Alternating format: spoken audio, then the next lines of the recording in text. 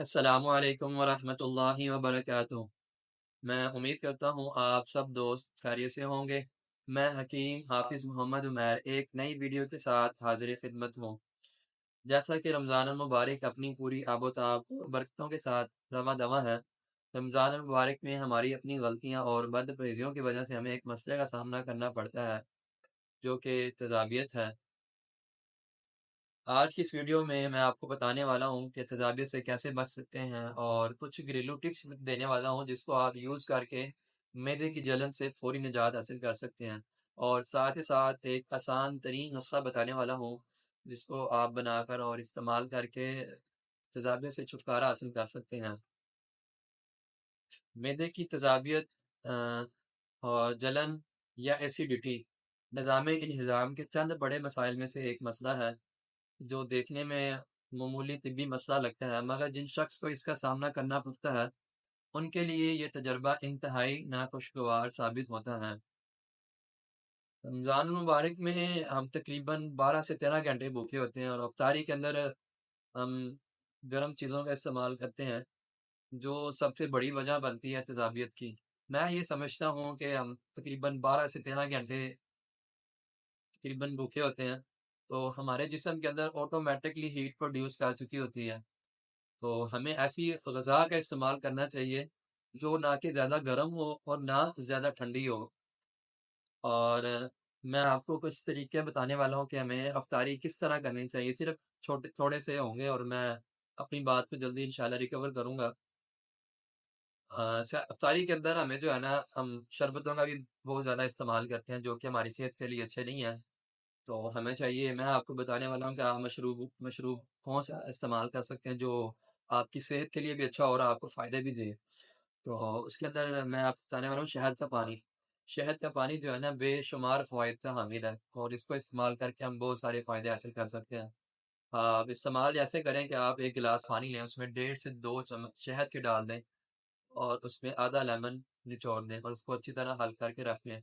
3 سے 5 کھجوریں آپ افطاری میں لازماً استعمال کریں۔ آپ اپنی کھجور سے روزہ افطار کریں، اور ساتھ اپنا یہ شہد والا پانی جو ہے نا یہ پی لیں، اور بعد میں ایک مزید سادہ پانی جو ہے نا آپ ایک گلاس مزید پی لیں، اور ساتھ آپ کچھ فروٹس اس کا استعمال کریں، جس میں آپ کوشش کریں ان کو کاٹ لیں اور اس کے اوپر کچھ ڈالیں نہ مرچ وغیرہ یا مسالے، کوئی چیز نہ ڈالیں۔ میں پہلے بتا چکا ہوں ہمارے جسم میں پہلے ہیٹ بہت زیادہ ہے، تو ہمیں وہ چیزیں استعمال کرنی چاہیے جو نہ زیادہ ٹھنڈی ہوں اور نہ وہ جو ہے نا زیادہ گرم ہو۔ آپ فروٹ کا استعمال کریں، اور بس یہ افطاری کریں آپ، اور آپ پھر نماز پڑھنے چلے جائیں۔ نماز پڑھ کے کوشش کریں وہاں پہ کوئی 10 15 منٹ بیٹھیں، آپ نے ذکر و اذکار کریں، اور پھر گھر واپس آئیں۔ آ کر پھر مزید ایک گلاس پانی پئیں۔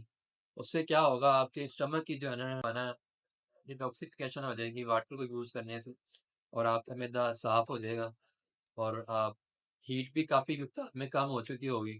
تو اب آپ اگر بد تھوڑی سی کر بھی لیتے ہیں تو وہ زیادہ کوئی آپ کو مسئلہ نہیں بنے گا، لیکن میں یہ نہیں کہہ رہا کہ آپ بد پرہیزیاں کریں، کوشش کریں کہ نہ ہی کریں۔ آپ اپنا جو ہے نا، آپ نے افطاری جو بھی کرنی ہے، کھانا کھانا ہے، روٹی جو بھی، چاول جو بھی آپ کے گھر میں وہ آپ کھا سکتے ہیں، اور پھر تقریباً کچھ 10 سے 15 منٹ جو ہے نا آپ واک لازمی کریں۔ اچھا، اب آتے ہیں ہم اپنے علاج کی طرف۔ میں زیادہ کوئی باتیں نہیں کرتا، گھریلو ٹپس کی طرف آتے ہیں۔ گھریلو ٹپس کے اندر اب جن لوگوں نے برف ریزی کر لی اور ان کو تجاویز ہو چکی ہے، ان کو کیا کرنا چاہیے؟ تو میں ٹپس اس لیے بتانے والا ہوں کہ آپ جو معدے کی جلن جو ہے نا، معدے کی جلن اور خوراک کی نالی میں جو آپ کو جلن محسوس ہو رہی ہے، فوری طور پہ اس کو آپ کیسے کر سکتے ہیں؟ سب سے پہلی چیز جو ہے وہ آپ ناریل کا پانی استعمال کریں، اور دوسری چیز ہے آپ پودینے کے پتے لیں، 3 سے 5، 3 لے لیں، 2 لے لیں یا 1 لے لیں، اس کو چبا کر نگل جائیں اندر۔ اس سے بھی آپ کو جو ہے نا کافی ریلیف ملنے والا ہے تجابیت سے، جو آپ کے معدے میں جلن ہو رہی ہے نا، اس سے کافی آپ کو ان شاء اللہ تعالیٰ ریلیف ملے گا۔ اور ساتھ جو ہے نا، آپ کھانا کھانے کے بعد شہد کا استعمال کر لیا کریں، یا گڑ، دیسی گڑ جو آپ کو ملتا ہے بازار سے مل جاتا ہے، وہ استعمال کر لیں۔ یہ 3 چیزیں ہوں گی۔ چوتھی چیز، آپ قہوہ بنا سکتے ہیں، جس کے اندر میں آپ کو 3 چیزیں بتانے والا ہوں قہوے کے اندر۔ اور قہوہ آپ نے یوں بنانا ہے، آپ نے ایک 1.5 کپ پانی لے لینا، اس کو فرائی پین میں ڈال دینا ہے قہوہ بنانے کے لیے۔ اور اس میں آپ نے 3 سے 5 پتے پیپرمنٹ کے ڈال دیں جس کو ہم پودینہ بولتے ہیں، اور اس میں 2 سے 3 چٹکیاں جو ہے جی آپ نے سونف کی ڈال دینی ہے، 2 الائچیاں سبز الائچیاں ڈال دینی ہے، اس کا آپ نے قہوہ تیار کرنا ہے جی۔ وہ قہوہ جب تیار ہو جائے گا آپ کے پاس 1 کپ آ جائے گا، اس میں آپ شہد ڈال کے استعمال کریں، وہ آپ جو ہے نا کھانے کے صبح شام جو ہے نا استعمال کر سکتے ہیں۔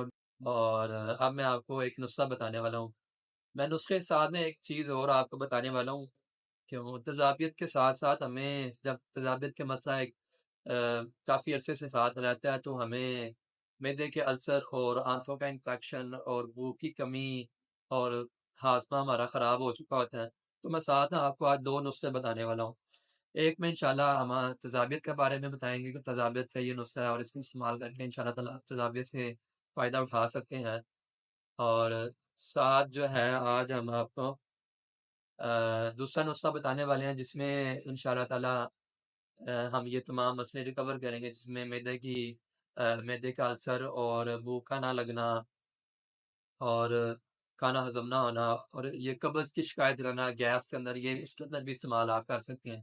تو میں پہلا نسخہ آپ کو بتاتا ہوں تضابیت کے بارے میں، اس میں صرف چند چیزیں ہیں جو مطلب آسانی سے آپ کو 50 اسٹور سے مل جائیں گے اور وہ آپ بنا کے استعمال کر سکتے ہیں۔ سب سے پہلی چیز جو آج ہی آپ نے لینی ہے 50 گرام رال لینی ہے، اور 50 گرام آپ نے ملٹھی لے لینی ہے، 100 گرام کوزہ مصری اس کو بولتے ہیں آپ نے یہ لے لینی ہے، اور 20 گرام سبز الائچی ڈال کے اس کو اچھی طرح گرینڈ کر لینا، پاؤڈر کر لینا فری۔